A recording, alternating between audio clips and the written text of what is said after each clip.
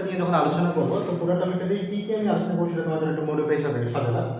প্রথমে প্রাথমিক আলোচনা, প্রতিফলন, প্রতিসরণ, তারপর হচ্ছে পূর্ণবন্ধনের প্রতিফলন, দেন হচ্ছে সংকট কোণ, আর তারপর হচ্ছে কি প্রতিসরণ এর বাস্তব প্রয়োগ। ঠিক আছে, তো আসলে প্রথম কথাটা হচ্ছে যে আমি যদি প্রাথমিক আলোচনা করি, আলো আসলে কি?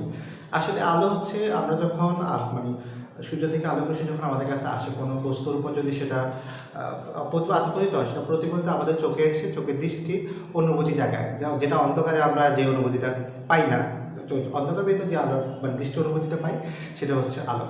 তো দেখো, আলোর মধ্যে মৌলিক 7টা রঙই থাকে। তো আলো নিয়ে যদি আমি এখন তোমাদের সাথে বেসিক আলোচনা করি, তাহলে সেটা এতটুকু এটাই বলবো যে আমরা যা দেখতে পাই সেটা হচ্ছে কি আলো, অর্থাৎ যার মাধ্যমে বাহ্যিক বস্তুগুলো দেখতে পাই সেটাই হচ্ছে কি আলো। তো আলো নিয়ে আর বেশি কথা না বলি, চলো আলোর অবস্থানগুলো দেখি, আলোর প্রতিফলন কি, প্রতিসরণ কি।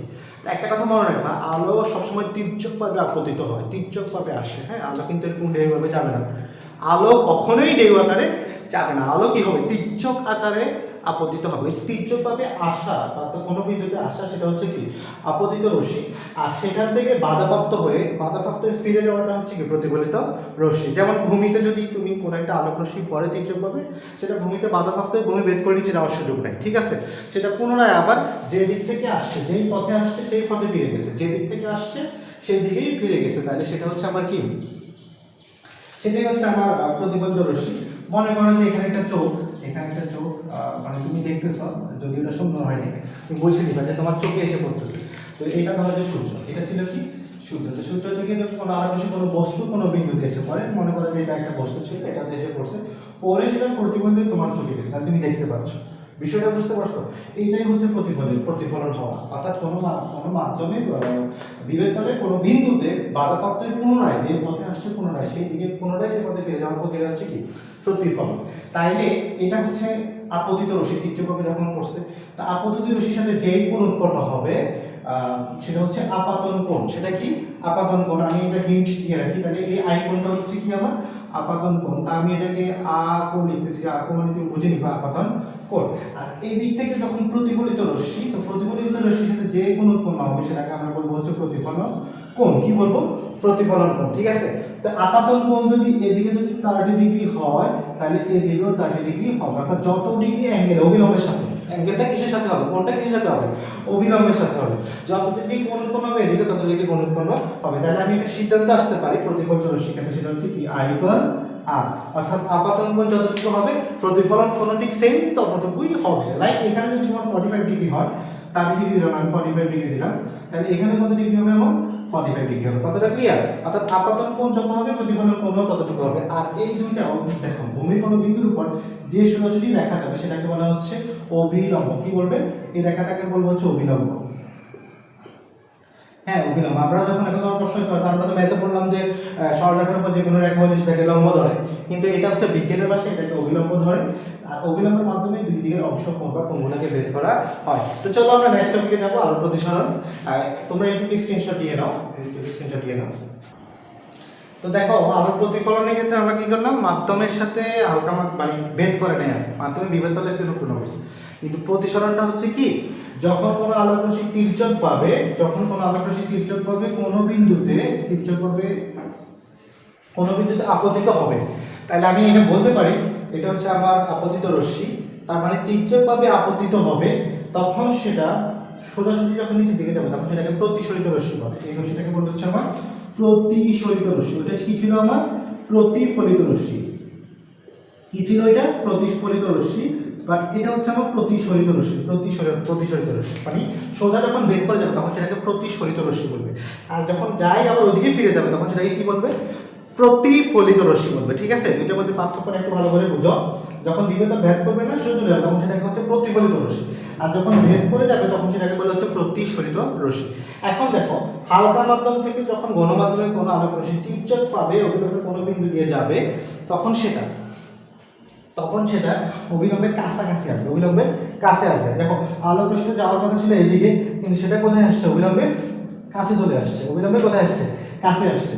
তার মানে এখানে আমি কি বলবো, এটা হচ্ছে আপতিত রশ্মি, আপতিত রশ্মির সাথে যে কোনো কোণ এটাকে আপতিত কোণ বলে, আর এটা প্রতিফলিত রশ্মি, প্রতিফলনের সাথে যে কোনো কোণ এটাকে প্রতিফলন কোণ বলে। ঠিক আছে, তা হালকা মাধ্যম থেকে যখন ঘন মাধ্যমের দিকে আসবে তখন সেটা কাছে আসবে, কি আসবে কাছে, তাহলে অবিলম্বের কাছাকাছি আসছে। ঠিক আছে না কথাটা?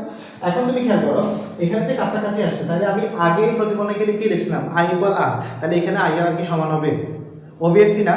তাহলে এখানে আই আর কখনোই কি হবে না, সমান হবে না, মানে আই আর কখনোই সমান হবে না। তাহলে এখানে দেখো এখানে প্রতিফলন কোণ আইটা ছিল বড় আর আরটা ছিল কি ছোট, আরটা ছিল ছোট। একটা কথা মনে রাখবে, এটা যার দিকে হাত করবে সে বড়, তাহলে এখানে কার দিকে হাত করছে, আই এর দিকে হাত করছে, তার মানে আই কোণটা বড় হবে আর কোণটা ছোট হবে। ফর এক্সাম্পল আমরা যদি কোনো মান দিই, এখান থেকে ধরো যে এটা হচ্ছে 45 ডিগ্রি আর এটা ধরো যে 30 ডিগ্রি, তাহলে একটু ছোট হয়েছে না? ঠিক আছে কথাটা? তাহলে এটা হচ্ছে প্রতিফলনের ক্ষেত্রে যদি হালকা মাধ্যম থেকে ঘন মাধ্যমে যায়, তাহলে তুমি হালকা মাধ্যমকে কি ধরতে পারো, মনে করো যে হালকা মাধ্যমটা হচ্ছে আমার পানি, হালকা মাধ্যমটা আমার কি সরি বাতাস, হালকা মাধ্যমটাকে আমি পানি ধরলাম, আর ঘন মাধ্যমটাকে আমি কি ধরলাম, পানি ধরলাম। যদি হালকা মাধ্যম পানি হয় তাহলে ওটাকে হিরো ধরতে হবে আর কি, যাই হোক গ্লাস ধরতে হবে, তাই না? ধরলাম না, হালকা মাধ্যমটাকে বাইরে দিলাম, ঘন মাধ্যমটাকে কি ধরলাম, পানি ধরলাম। যখন তুমি উপর থেকে তির্যক অভিলম্ব থেকে যাবে তখন এটা কাছাকাছি আসবে। ঠিক একইভাবে এখন তোমার প্রশ্ন আসতে পারে, স্যার হালকা মাধ্যম থেকে গেল, কিন্তু আমরা যদি ঘন মাধ্যম থেকে হালকা মাধ্যমে যাই, আপনি তো বললেন যে হালকা মাধ্যম থেকে ঘন মাধ্যম গেলে অবিলম্ব, এটা কিন্তু অবিলম্ব, হ্যাঁ এই পুরোটা হচ্ছে কি অবিলম্ব, তাহলে অবিলম্বের কাছাকাছি অবস্থান করতেছে, কাছাকাছি আসছে। কিন্তু যদি এটা ঘন মাধ্যম থেকে হালকা মাধ্যমে যায় তাহলে সে তখন ক্ষেত্রে তখন কি ঘটনাটা ঘটবে বা তখন কি হইতে পারে, তো দেখো তখন কি হবে, তখন মানে বিপরীত ঘটনাটা ঘটবে। মনে করো যে একটা আলোক রশ্মি ঘন মাধ্যম থেকে হালকা মাধ্যমে গেল, ঠিক আছে, তো গেলে এটা অবিলম্ব থেকে দূরে সরে যাবে, অবিলম্ব থেকে কি দূরে সরে যাবে। বেসিক্যালি এখানে হচ্ছে আপতিত রশ্মি আই আর এটা পুরোটা হচ্ছে কি আর, তো তখন কি হবে, এখানে আই ইকুয়াল আর কখনোই হবে না যেহেতু দূরে সরাবে, তাহলে আগে ছিল আই বড় আর এখন হচ্ছে কি আর বড়, মানে সম্পূর্ণ বিপরীত ঘটনা। বুঝতে কথাটা বিষয়টা ক্লিয়ার হয়েছে কিনা? মানে ঘটনাটা হচ্ছে যে হালকা মাধ্যম থেকে যখন ঘন মাধ্যমে যাচ্ছে তখন কাছে আসতেছে, অবিলম্বের কাছাকাছি আসতেছে, আর যখন ঘন মাধ্যম থেকে হালকা মাধ্যমে যাচ্ছে তখন অবিলম্ব থেকে একটু দূরে সরে গেছে, অবিলম্ব থেকে একটু দিয়ে গেছে, দূরে সরে গেছে। এই দূরে সরে যাওয়ার কারণে এখানে আরটা বড় হয়ে গেছে, মানে প্রতিসরণ কোণটা বড় হয়ে গেছে। এটা কিন্তু প্রতিসরিত রশ্মি, প্রতিফলিত রশ্মি তখনই, মনে করো যে এখানে কোনো ব্যাদ নাই, ব্যাদ না করে এখানে আলোক রশ্মি আসছে, লাইক আমি একটা চিত্র যদি এখানে এঁকে দেখাই, এদিক থেকে আসি এদিকে চলে গেছে, একই দিকে গেছে, একই দিকে গেছে, তখন এটা হবে প্রতিফলিত রশ্মি। বাট এটা হচ্ছে কি প্রতিসরিত রশ্মি, কি রশ্মি প্রতিসরিত, তার মানে এটা হচ্ছে প্রতিসরণ কোণ, তার এখানে প্রতিসরণ কোণটা বড় আর আপাতন কোণটা হচ্ছে কি ছোট। ঠিক এখানে উল্টা ঘটনা, এখানে হচ্ছে আপাতন কোণটা বড়, প্রতিসরণ কোণটা ছোট। ঠিক আছে, তো দুইটার সাপেক্ষে কিভাবে বোঝায়, দেখো এটা হচ্ছে বায়ুর সাপেক্ষে পানি সাপেক্ষে, এখানে মাধ্যম মানে কি সাপেক্ষে, তো সাপেক্ষে যখন বোঝাবে, সাপেক্ষে সাপেক্ষে যখন বোঝাবে বায়ুর সাপেক্ষে পানি, তখন এটাকে ইটা দ্বারা প্রকাশ করে, কি দ্বারা প্রকাশ করে, ইটা। এখন প্রশ্ন করে স্যার ইটা কি জিনিস, ধরো যে আমি এই মাধ্যমটাকে উপরের মাধ্যমটাকে এ ধরলাম আর নিচের মাধ্যমটাকে কি ধরলাম বি ধরলাম, তো তাহলে দেখো আমি বললাম যে এ এটা বি, এই এর মধ্যে বড় এটাকে বলে হচ্ছে ইটা, কি বলে ইটা বলে, হ্যাঁ ইটা, এর মধ্যে একটা লেজ বের হবে, এইটা বি, তা অর্থাৎ এয়ারের সাপেক্ষে মানে বায়ুর সাপেক্ষে পানি, তাহলে বায়ুর সাপেক্ষে পানি কোনটা ছিল, এটা ছিল বায়ুর সাপেক্ষে পানি, তাহলে এটাকে সাইন দ্বারা প্রকাশ করে, কি দ্বারা প্রকাশ করে, সাইন আই বাই সাইন আর, এইটা সূত্র দ্বারা প্রকাশ করবে। তো 9 10 এটা আমরা আলোচনা করবো, এখন তোমাদের আলোচ্য বিষয় নয়, এটা নিয়ে আমি আলোচনা করতেছি না। তাহলে তোমরা এতটুকু আশা করি বুঝতে পারছো, এটার সাপেক্ষে ওইটা, ওইটার সাপেক্ষে এটা। তো দেখো আমরা একটা এক্সাম্পলে যাবো, যাওয়ার আগে তোমরা চাইলে স্ক্রিনশট দিতে পারো, স্ক্রিনশট দিয়ে নাও। আশা করি তোমরা আগের অংশটা ক্লিয়ার। তো প্রতিসরণ নিয়ে তোমাদের এখন একটু প্রশ্ন তো একটু কিন্তু রয়ে গেছে যে স্যার আপনি বলছেন বিষয়টা কেমন জানি লাগতেছে। দেখো এটা এখন ক্লিয়ার হয়ে যাবে, আমরা একটা বাস্তব উদাহরণে যদি আসি। দেখো তোমাদেরকে একটা বাস্তব উদাহরণ নিয়ে আলোচনা করবো। দেখছো আমার হাতে একটা কি জিনিস আছে, এটা কি বলো তো, এটা কি হইতে পারে, গ্লাস, জগ নাকি মগ? দেখতে যদিও জগ বা মগের মতো লাগতেছে, বাট এটা জগ মগ না, এটাকে বলে হচ্ছে বিকার। কি বলে, আমি লিখে দিচ্ছি বোর্ডে, এটাকে বলা হচ্ছে বিকার। বিকার বিকার এটা সাইজ তোমার 1000 ml, 1500 ml, 2000 ml হয়, আবার 250 ml হয়। বাট এটা সাইজ হচ্ছে 500 ml। খেয়াল করছো, 500 ml অ্যাপ্রক্স, মানে সর্বোচ্চ পরিমাণ কি হবে, মানে 500 ml কাছাকাছি হবে, মানে অ্যাপ্রক্সিমেট মানে হচ্ছে কাছাকাছি 500 ml কাছাকাছি এরকম একটা মান হবে। তো 500 ml বিকার ধরে নিই, হ্যাঁ অ্যাপ্রক্স। তো দেখো সর্বোচ্চ পরিমাণ ব্র্যাকেটে আমরা লিখি না প্রায়, লিখি না প্রায়, এই অ্যাপ্রক্স মানে হচ্ছে প্রায় আর কি। তো দেখো 500 ml প্রায়, তো 500 ml বিকার নিলাম, নেওয়ার পরে আমি যদি এটাকে আলোক রশ্মি কল্পনা করি, এই কলমটাকে আমি যদি আলোক রশ্মি কল্পনা করি, দেখো ভালো করে, এটাকে আমি আলোক রশ্মি কল্পনা করি, তাহলে এটা আমি রাখলাম।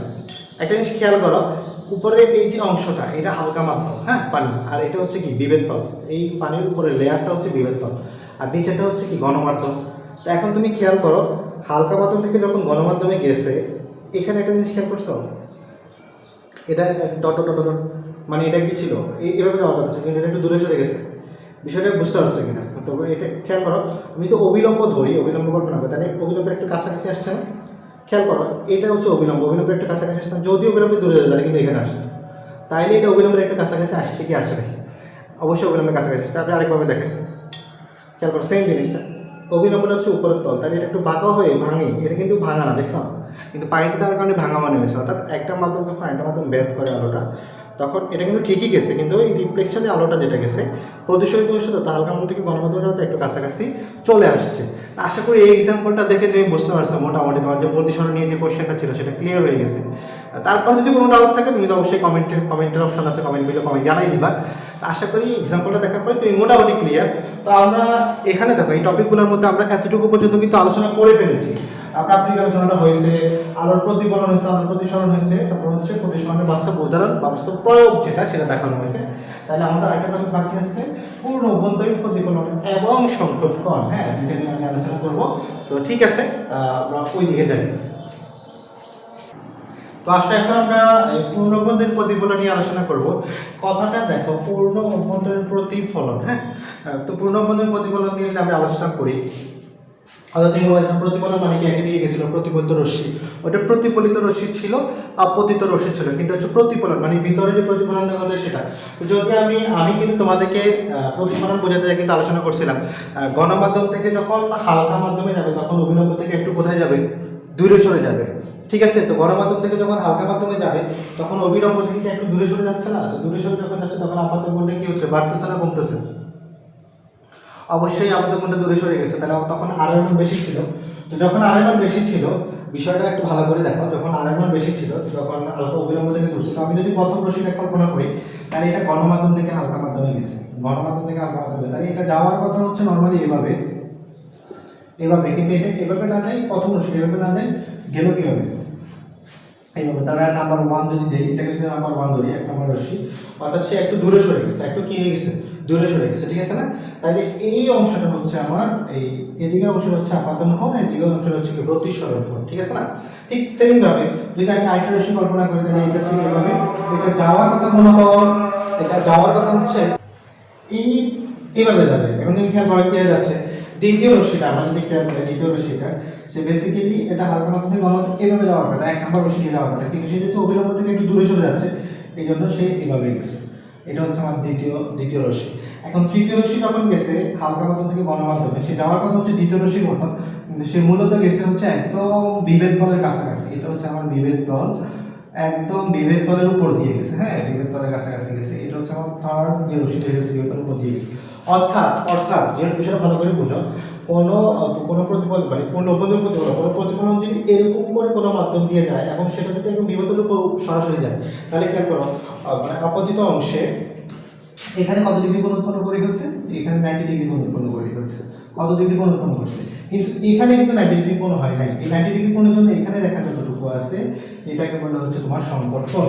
অর্থাৎ এই যে 90 ডিগ্রি কোণ এখানে যে কোণ উৎপন্ন হয়েছে এটা হচ্ছে আমার কি, সংকট কোণ।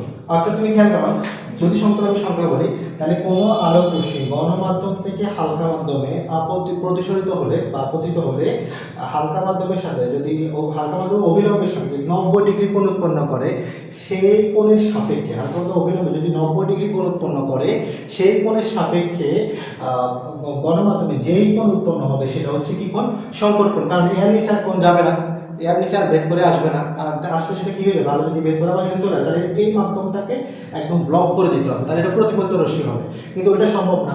তো এই 90 ডিগ্রি পর্যন্ত গিয়ে আর নিচে আসার কোনো সম্ভাবনা নাই।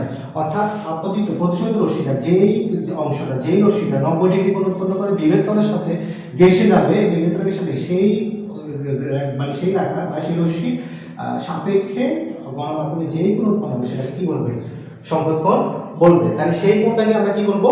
সংকট কোণ বলবো। ঠিক আছে, এখন তুমি খেয়াল করো যে সংকট কোণটা যদি আমরা এখানে পুরো একটা মডিফাই দিই, তাহলে এই পুরো অভ্যন্তরীণ অংশটা, অর্থাৎ তুমি কেন গণমাধ্যম থেকে হালকা মাধ্যমে যতটুকু যাচ্ছে তত দূরে সরে যাচ্ছে, তো এখানে বারবার অনেকগুলো রশ্মি নিক্ষেপ করা হচ্ছে দূরে সত্যি সত্যি, যেটা একদম 90 ডিগ্রি হচ্ছে, সেই 90 ডিগ্রিটা আমরা কিন্তু সংকট কোণ। এটা কিন্তু সংকট কোণ না, হ্যাঁ, এটা কিন্তু সংকট কোণ না, এটা হচ্ছে কোনো প্রান্তীয়, মানে এই কোণটা শেষ, এই কোণটা শেষ হয়ে গেছে এদিকে, কিন্তু এই কোণ শেষের সাপেক্ষে এখানে যেটা, তাহলে সংকট কোণ হচ্ছে এই কোণের পরিমাণ। বিষয়টা বুঝতে পারছো? সংকট কোণ হচ্ছে আমার এই কোণের পরিমাণ। কথাটা ক্লিয়ার কিনা? অর্থাৎ এই কোণ যতটুকু হবে ততটুকু হচ্ছে সংকট কোণের পরিমাণ। তো পুরো ক্লাসটা যদি আমি একবার সামারাইজ করি তোমার জন্য, পুরো ক্লাসে আজকে আমরা কি করলাম? প্রথমে হচ্ছে আমি প্রাথমিক আলোচনা দিলাম, সেটা তোমরা বুঝতে পারছো। আমরা প্রতিফলনের ক্ষেত্রে ইম্পর্টেন্ট কথাটা কি ছিল? মনে করো ইম্পর্টেন্ট কথাটা ছিল যে I/R, অর্থাৎ আপতিত রশ্মি, এগুলা কিন্তু কথা বলা আলোক রশ্মি কিন্তু তীর্যকভাবে পড়তে সবগুলো, হ্যাঁ, তীর্যকভাবে আলোক রশ্মি কি হচ্ছে?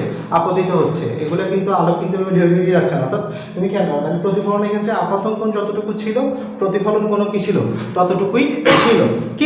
কিন্তু তুমি যদি প্রতিসরণ কোণের ক্ষেত্রে খেয়াল করো, প্রতিসরণ কোণের ক্ষেত্রে মাধ্যম অনুযায়ী কোণ কি হচ্ছে? আপতন কোণ একবার বড় হচ্ছে, আবার প্রতিফলন কোণ একবার বড় হচ্ছে। সেটা ডিপেন্ড করতেছে আলোটা কি গণমাধ্যম থেকে হালকা মাধ্যমে যাচ্ছে, নাকি হালকা মাধ্যম থেকে আমার গণমাধ্যমে যাচ্ছে। তাহলে হালকা মাধ্যম থেকে যখন যদি গণমাধ্যমে যায়, তাহলে হালকা থেকে গণতে গেলে সেটা কি হচ্ছে? অবিলম্বের কাছাকাছি আসতেছে। আবার গণ থেকে হালকাতে গেলে সেটা কি হচ্ছে? অবিলম্ব থেকে দূরে সরে যাচ্ছে। তো সেটা প্রতিশোধিত সেটা ডিপেন্ড করতেছে বেসিক্যালি আমার মাধ্যমের উপর, মানে মাধ্যমটার উপর। ঠিক আছে, তারপর তুমি যদি সংকট কোণটা খেয়াল করো, তাহলে বাস্তব প্রয়োগ, আমি তো তোমাদের একটা এক্সাম্পল দিলাম, একটা বিকারের মধ্যে একটা কলম দিয়ে সে বাস্তব একটা কলম দিয়ে অবিলম্ব তোমাকে বুঝাইলাম, তুমি কলমটা একটু পাকা দেখলা বাস্তবতার ক্ষেত্রে, এই তো এই বিকারটা দিয়ে, তাহলে বিকার দিয়ে বাস্তব প্রয়োগটা তোমাদেরকে আমি দেখাইছিলাম। আশা করি বিকারের অংশটা তোমরা বুঝতে পারছো। আর বাকি যে সংকট কোণের কথাটা বললাম, সেটা হচ্ছে এরকম প্রতিফলিত হইতে হইতে যখন এটা 90 ডিগ্রি হয়ে যাবে, মানে আর নিচে আসার সুযোগ নাই, সেই কোণের সাপেক্ষে এদিকে যে কোণটা হবে সেটা হচ্ছে সংকট কোণ। তা আশা করি পুরো লেকচারটাতে তোমাদের কোনো কোয়েশ্চেন নাই। এই চ্যাপ্টারে আরেকটা টপিক বাকি আছে, সেটা হচ্ছে ক্যামেরা এবং লেন্সের পার্থক্য। তো এটা আমরা নেক্সট ক্লাসে ইনশাআল্লাহ আলোচনা করবো। আজ